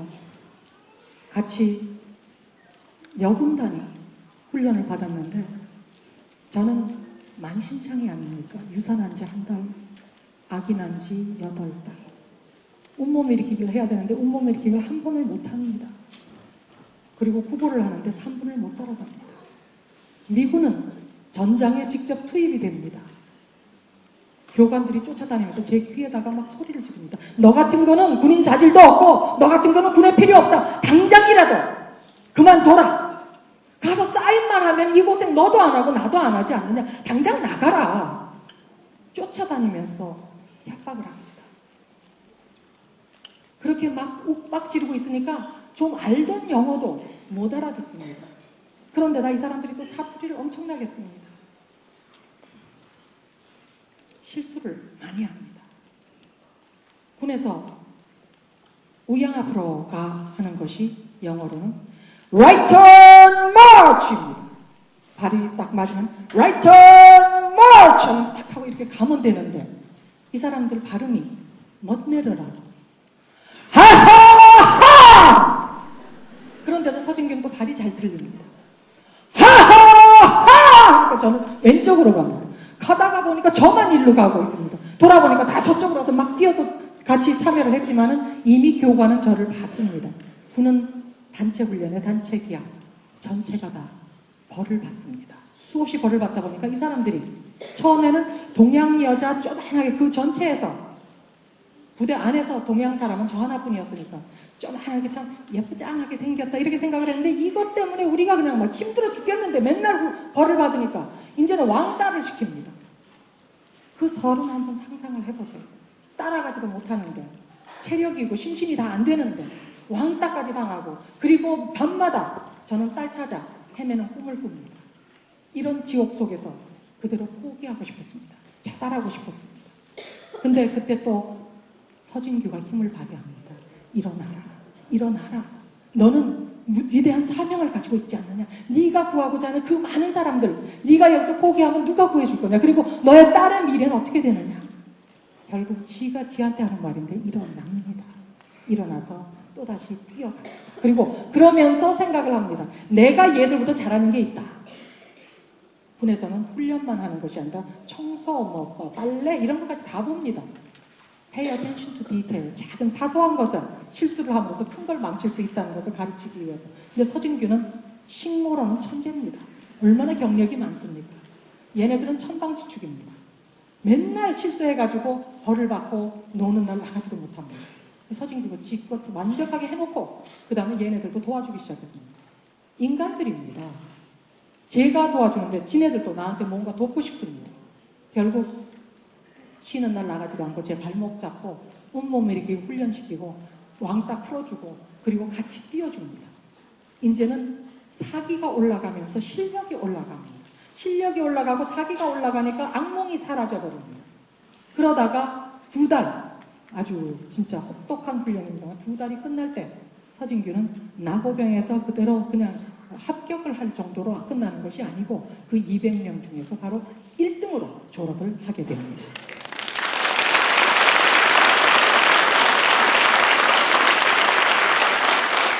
시간이 거의 다 끝나버렸습니다. 제가 나중에 하버드 가게 된 얘기고 다 해드리려도 시간이 이제는 4분밖에 안 남았습니다. 오늘 꼭 11시 20분까지는 끝을 내야 된다는 부탁을 받았었기 때문에 조금 더 하라고요. 여기 나가야 되지 않습니까? 우리 12시에? 괜찮아요. 뭐 총장님이 괜찮다고 하니까 또 옆에서도 잠깐만 그럼 짧게 아무리 그렇게 공부를 할 기회가 없어서 늦게 공부를 했다 하더라도 자기가 맡은 자리에서 최선을 다하고 실력을 쌓고 물론 인간성 버리면 큰일입니다. 그건 다 끝장입니다.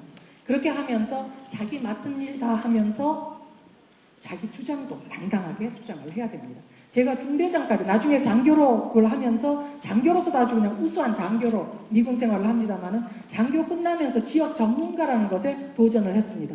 여기에 뽑히면은 그 나라 언어 1년 가르쳐줘, 2년 동안 대학원 보내줘, 또 그 나라에 데려가서 고급 언어 가르쳐주고 그 나라 전국뿐만 아니라 그 주변 나라까지 답사시키는 출장비 다 줘가면서 대위니까 대위 월급 다 줘가면서 이렇게 신나는 프로그램이 있는데 서진규는 아주 우수한 장교니까 자신있게 그걸 딱 도전을 했습니다. 그랬더니 돌아온 답이 sorry입니다. We are sorry. no입니다. 웬만한 사람들은 다 그냥 거기에 대해서 그냥 화나고 좌절하고 쓰러지고 그러는데 서진규는 어떻게 아닙니까? 우리 어머니가 그 강인하게 키워놨지 않습니까? 그래서 그대로 워싱턴 DC로 달려갔습니다. 원인을 좀 알아야 되겠다. 왜 떨어졌는지.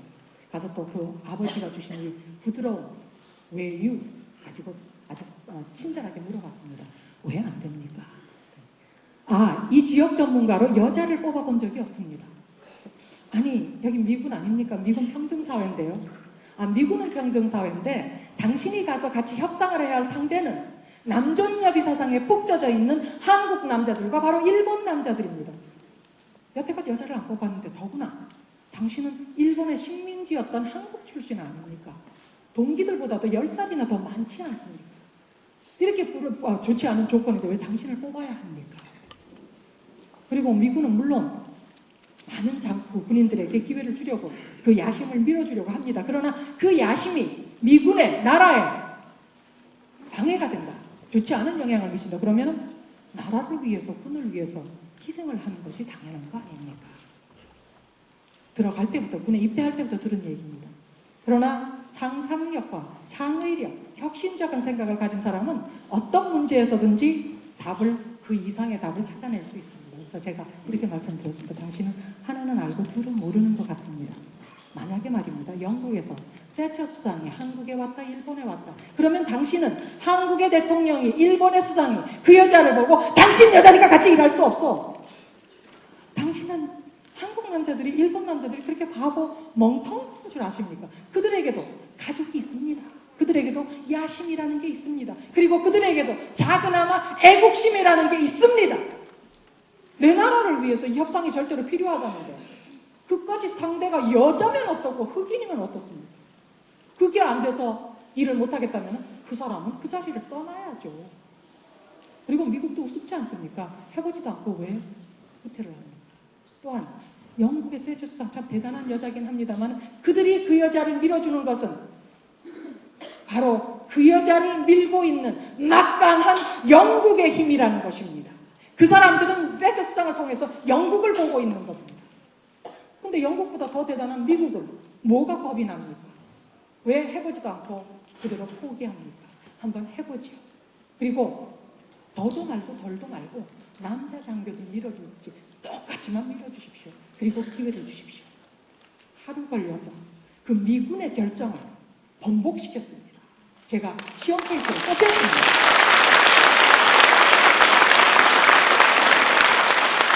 이제는 성공을 하지 못하면 우수한 여군 장교들이 갈 길이 진짜로 막힙니다.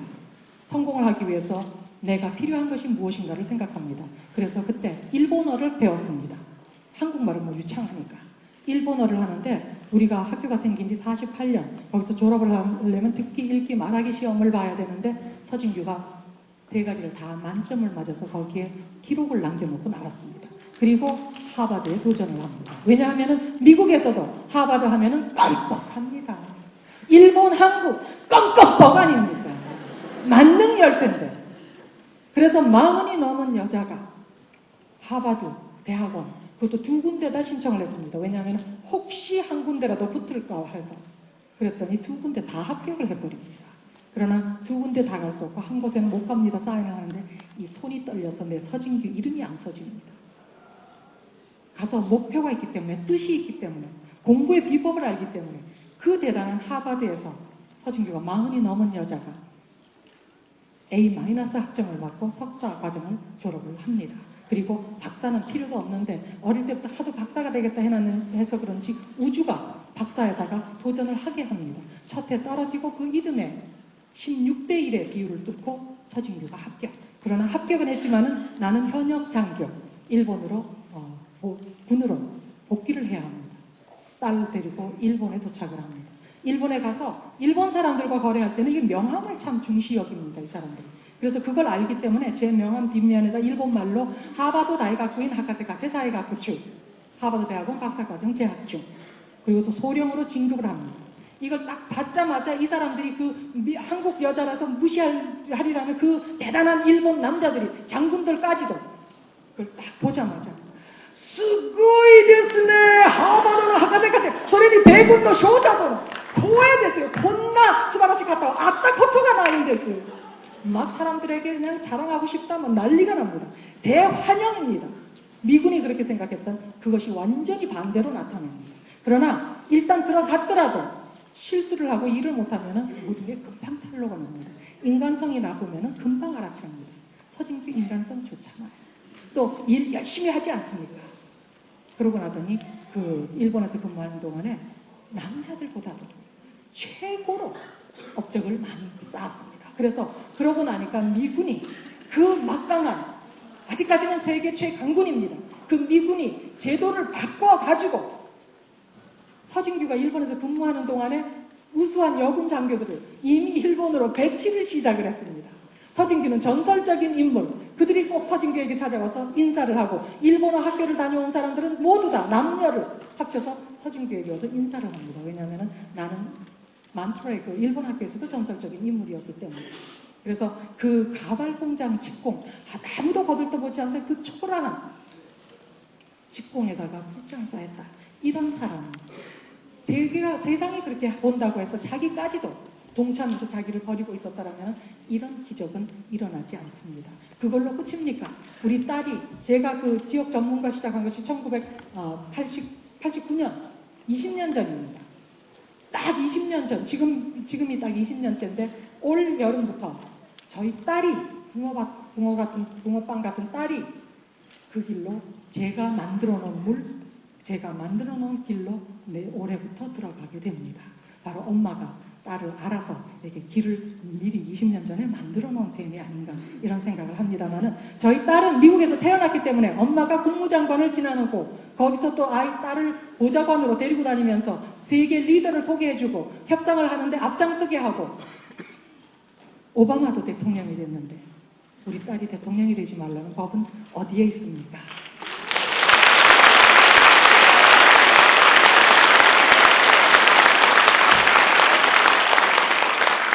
바로 이 모든 것이 내가 나를 버리지 않았기 때문에 가능한 것입니다. 이기적이라 생각하시지 말고 자기 자신 지켜주십시오. 너무 가엽지 않습니까? 나마저 외면을 하면은. 그리고 인생은 단 한 번뿐입니다. 시간이 다 끝났습니다만 마지막으로 제 철학, 인생 철학 말씀드리고 또 서진규에게 주제곡이라는 게 있습니다. 주제를 알라라는 곡이 아니고 일본에 있을 때 일본의 작곡가가 제 목소리를 듣고 제 노래를 듣고 그리고 제 인생 얘기를 듣고 어느 날 밤 자는데 곡이 막 쏟아져서 나와서 파자마 바람으로 쓴 곡입니다. 거기다가 서진규가 가사를 써서 노래를 불렀더니 이것을 CD로 만들어서 일본에서 출시를 하는 바람에 서진규가 50 중반에 일본에서 가수로 데뷔를 한 사람이 믿어봅니다. 그 노래를 들려드릴 텐데 제가 박자를 아직 잘 못 맞추기 때문에 반주가 있습니다만은 박자 박수를 쳐주시면은 제가 진짜 혼동돼서 못 맞춥니다. 박수 치시지 말고 딱 기다렸다가 끝날 때까지 끝난 다음에 박수를 따블로 쳐주시고 그리고 제가 지금 책을 아직 못 나눠드렸습니다만은 제가 기립박수를 굉장히 좋아합니다. 2절까지 있는데 그게 다 끝났을 때 제일 먼저 기립박수를 해주시는 4분 골라주십시오. 앞에서. 그리고 그분들에게 저 밖에서 사인을 한다니까 제가 그분이 제일 먼저 앞으로 해서 사인해드리고 또 안아드리고 사진 찍을 기회 어쩌면 오늘뿐일지 모릅니다. 사진도 찍으시고 이렇게 좋은 날 좋은 시작을 하시기 바랍니다. 제 인생 철학입니다. 첫째, 우리 인간은 태어날 때 아무런 선택이 없다. 어느 누구도 태어난 배경만을 가지고 기회를 주지 않는다면 우리 인류에게 엄청난 손실로 다가옵니다. 둘째, 우리 인간은 죽는다는 사실에서도 아무런 선택이 없다. 우리 모두는 죽을 것입니다. 먼저 갔다고 꼭 먼저 가지 않습니다. 저희 남동생 셋입니다. 중간 아이가 가장 잘생겼고 가장 효자였는데 보름날 아침에 다녀오겠습니다 하고 나가더니 오지 않았습니다. 식구들이 찾아가 보니까 인간의 모습을 완벽하게 잃어버린 고기 덩어리로 변해 있었습니다.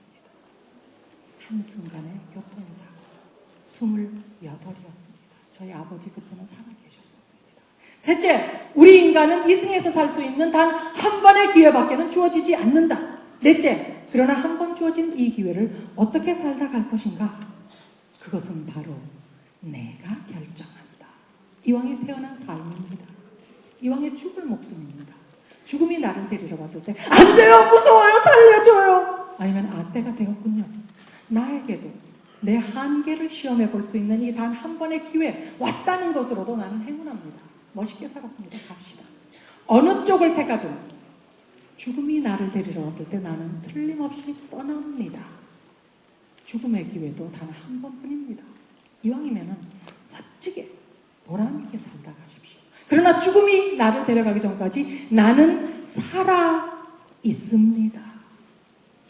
삶의 기회도 단 한 번뿐입니다. 다시는 오지 않는 바로 기회입니다. 이왕이면 멋지게 보람있게 살다 가시기 바랍니다. 노래 반주 좀 틀어주시겠습니까?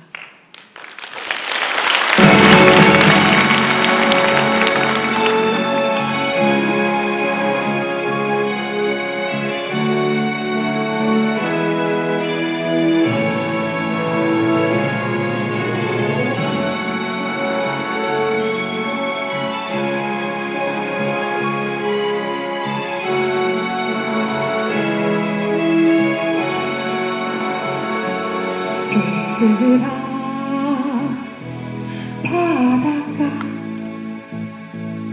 외로운 새 한 마리 몰아치는 비바람 길을 잃고 떨고 있는데 찾아올 떠나온 길 고향을 어둡기만 하고 그러나 내겐 꿈이 있어 찬란한 희망의 꿈 우리여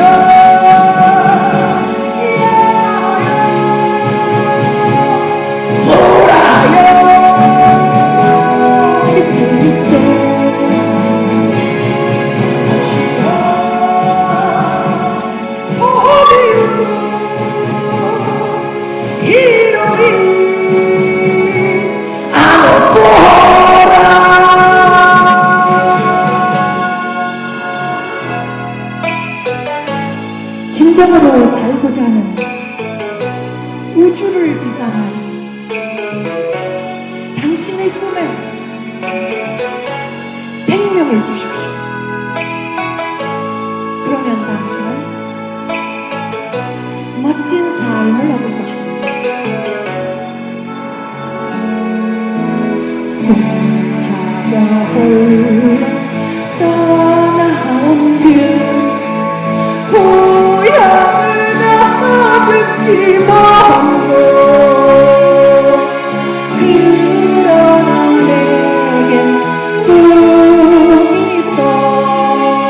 찬란한 희망의 꿈 바다여 산이여 하늘이여 모아주 나를 날리라 저 높은 하늘로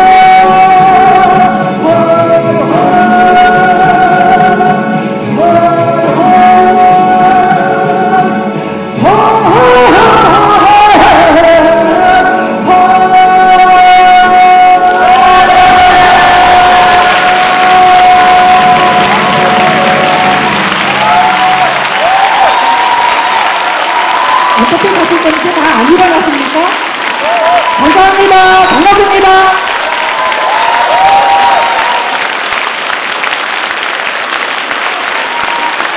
네 분을 뽑아주시면 제가 밖에 나가서 같이 드리겠습니다. 그 네 분.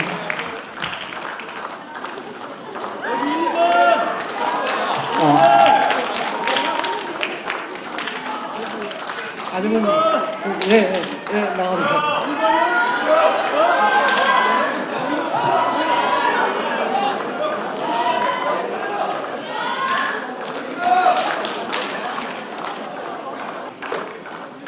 서진규 박사님의 좋은 말씀 감사드립니다.